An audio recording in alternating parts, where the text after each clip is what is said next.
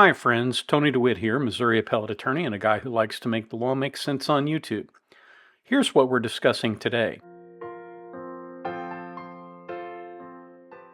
Well, James Crumbley is being tried in Michigan for the death of those students at Oxford High School. And I strongly suspect that there will be no different outcome than what happened with Jennifer Crumbley for a couple of reasons. I don't understand why criminal defendants don't listen to their lawyers. When you have a criminal defendant and you are representing them, the first thing you say to that criminal defendant when you get them alone is, do not talk about this with anybody but me. If you have to unburden your soul, come to me. If you have some issue that is burning in, that you have to discuss about this case, come to me. Don't talk to your cellmate. Don't talk to people out in the exercise yard. Don't talk to anyone on the phone. All of your phone calls will be monitored. Every phone call you make will be heard by a prosecutor. And even if you make an oblique reference to hurting somebody, or that somebody needs to go out and talk to a witness and slap them around, something like that, it is going to be reported and there are going to be consequences for that. So keep your mouth shut. In spite of this very good advice, we have people like James Crumbley making threats over the phone at the jail, and as a result having his communications cut off by the judge. And I think that's a very reasonable response to somebody calling and threatening people. As between James and Jennifer, I believe firmly that James is far more culpable than Jennifer is in this case. Now, I'm not saying either one of them are angels, right? I'm just saying I think he has a greater degree of culpability. And the reason I say that is because when you are part of the sort of the gun culture, the very first thing you learn is safety.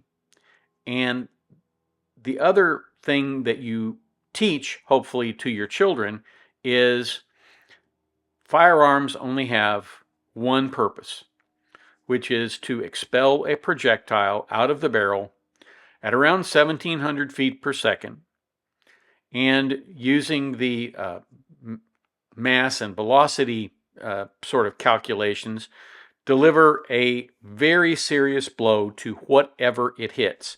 If you are shooting at a steel target, it makes a big ping, and that's great.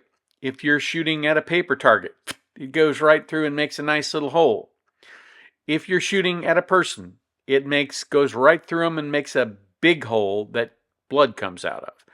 And so one of the reasons of the rules for gun safety, particularly the one about don't point your gun at anything you don't want to destroy, is that guns destroy things and they very often destroy people. There are really only a couple of reasons to arm yourself. The first of those is if you want to engage in some shooting sport related activity, whether that's target shooting, competing in the IDPA, the Defensive Pistol Association, where people go and compete against timers. The National Shooting Sports Foundation has lots of different training programs. If you want to train, it's certainly okay to, load your firearm and arm yourself to go do that. And of course, if you have a valid conceal and carry license, or if you are in a state where you don't require one, and you've taken the training and you know what the law is in terms of what you can use your firearm to do and what you can't use your firearm to do, then certainly it's absolutely okay to arm yourself in the event you believe you might need to defend yourself. Realistically, James Crumbley should have understood his son. He should have had an opportunity to talk to him. One of the first questions, if my 15-year-old son had come to me and said, "Dad, I want you to buy me a pistol," I would have said, "You can't own a pistol. The law says that you can't own a pistol until you are 21. I can't buy you a pistol because that would be a straw purchase, and I could go to jail for a long time if I did that. And in fact, this weekend, when I was in Fort Walton, I went to my favorite gun store, Jimmy's Guns and Pawn, and it sounds like a little redneck place, but there's a couple of Marine veterans in there, and it's a great place. And I like the people there. They do a good job. I went and I purchased a firearm. And they have added to the 4473, the federal form you have to fill out if you're buying a firearm, that you are not buying this for another person, and they actually ask it twice. The second time is they ask, you are not buying this for somebody who is legally prohibited from having it. And it's important to remember that Ethan Crumbley was prohibited from having that pistol. He was only 15, and as a result of that, he was a prohibited possessor. And buying a firearm and transferring it to him, which technically they didn't transfer it to him, they simply made it available to him. However you look at it, they made it available and he used it, and he had no right to possess it at any point in time. So that, to me, suggests that either they didn't know the law, or they didn't understand the law, or they were just capitally stupid. Now, if his father was going to take him to the range, unlock the firearm, let him practice with it because he wanted to teach him how to target shoot, fine, great. Although I would point out he could have done it with a .22, and that would have been a far better thing to do. What he can't do is fail to secure that, particularly since he knows the child wants this firearm. Again, one of the things I would ask somebody when they're 15 and they come to me and say, Dad, I want you to buy me a firearm, is why do you want it? Well, I want it to go target shooting. Well, okay, but you have to understand that I'm going to own this firearm, not you, and that you will only use it in my presence. And if I find you even looking at it at a time when I am not physically present, you will never see that firearm again, or any other firearm, as long as you live under my roof. That's what Crumbley should have done. But a lot of times, particularly in the last 20 years, it seems to me that parents have become much more, they want to be the child's friend and not their parent. You can't be both a child's friend and his parent. Now, when they get above the age of about 25, sure, you can do that, because then they have sufficient age and maturity to understand that sometimes tough calls need to be made, and love is sometimes best expressed as tough love. A lot of parents never learn to say the word no, and Crumbley should have said the word no a lot more often, including to his wife, and he should probably have spent a lot more time with his son than he did with his horses. These are all things, of course, that we know in retrospect. Sitting there on the day when he purchased this gun, it was a reckless act to buy that firearm, particularly one that was a 9mm. Now, at least in theory, here are some of the things that James Crumbley knew. He knew that his kid was struggling in school. He knew that he did not have a great number of friends.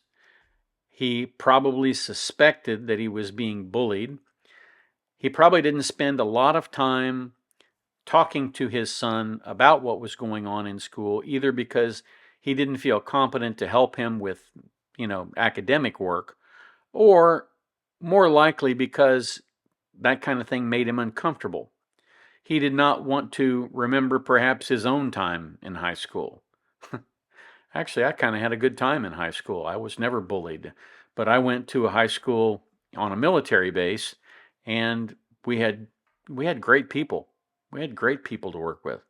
I don't know why Crumbley didn't spend more time with his kid, but it's fair to assume that he didn't, and it's also fair to assume that he should have. It is unfair to conclude on the basis of insufficient evidence what the jury verdict should be. But if this trial is conducted very much like the last trial, and judging solely from the opening statement, it certainly appears to be, then the likelihood is that there will be a conviction and that there will be an appropriate sentence at some point in time. The judge is the same judge as in the Jennifer Crumbley trial, and I think there's absolutely no problem with that. In fact, that's actually beneficial because she has ruled already on many of the same issues that are in his case. The jury is going to have to determine whether he was reckless and whether, as a result of that recklessness, he contributed to the death of those 4 kids. If he gets convicted, it's because he did a very poor job as a parent in monitoring what was going on in his child's life and in ignoring the red flags that were waving at him that he should have seen. Anyway, that's my view as somebody who owns firearms and who has recently purchased firearms.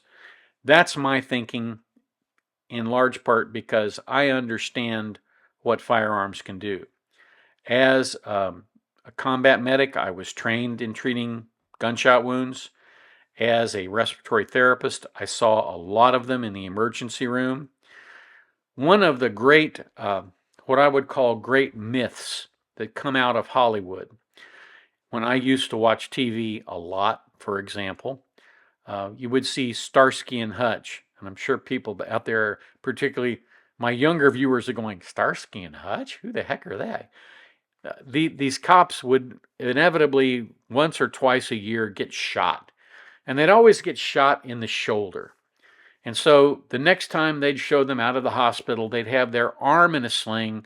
And then the very next episode, they'd be right back to normal. They wouldn't be nursing that sore shoulder, right? It amazed me because when I got into the medical profession and took care of people, it never worked that way.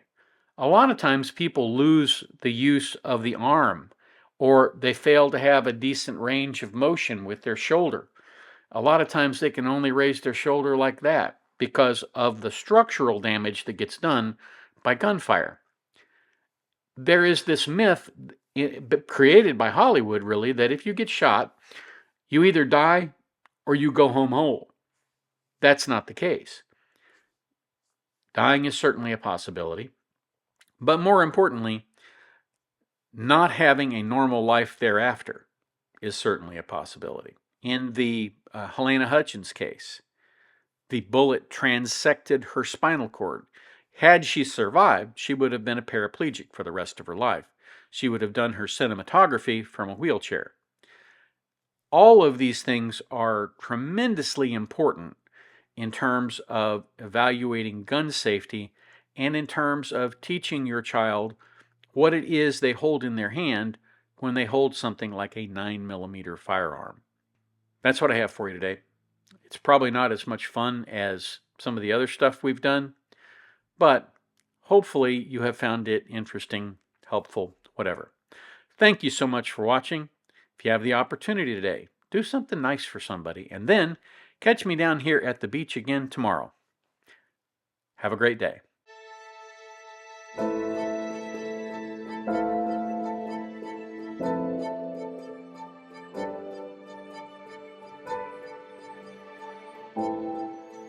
If you like this video, here are a few others you might try, and don't forget to subscribe. Have a terrific day, guys.